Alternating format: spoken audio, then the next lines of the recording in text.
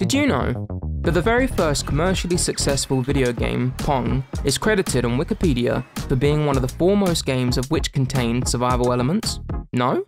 Well, now you too can enjoy yet another piece of useless knowledge I tend to compile most often when procrastinating from studying. Hi, I'm likely autistic and spend a lot of my time playing video games. Recently, it's occurred to me that most video game genres aren't too well defined, so I'm going to try and explain them, starting with survival games.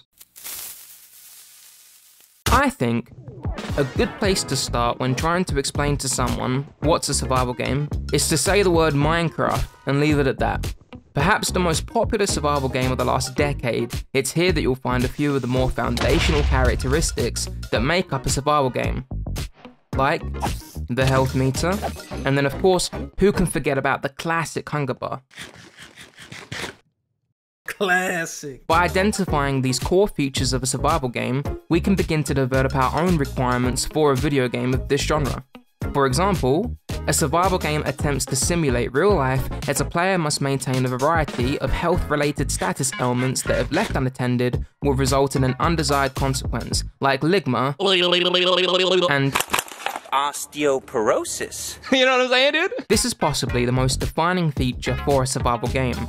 Many other types of games utilize death as a common consequence for performing poorly in a video game, which is a derivative from our core understanding of life in general. A human being has two fundamental states, being alive or dead. To perform well means to aid in living, and to perform poorly means to decline in health until you reach the final consequence of death.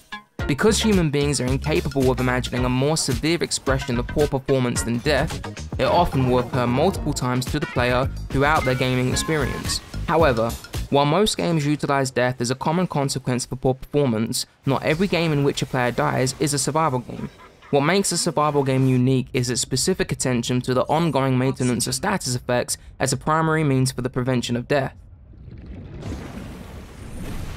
So with this in mind, we can now broaden the scope of survival games in this category with the inclusions of Don't Starve and Oxygen Not Included. We can note how the camera angles differ, the art style differs, control schemes can change. All of these elements can be expressed differently, but the core status elements are always present. The last aspect of a survival game of which I've yet to discuss up until now is the multiplayer aspect. Games like Ark Survival Evolved and Rust take the genre that one step further by having you compete against other players for the resources you'll need to survive. These games have a reputation for being one of the most brutal experiences within the industry. Even now I could ask one of my good buddies to come play Rust with me, and they'll be like, No.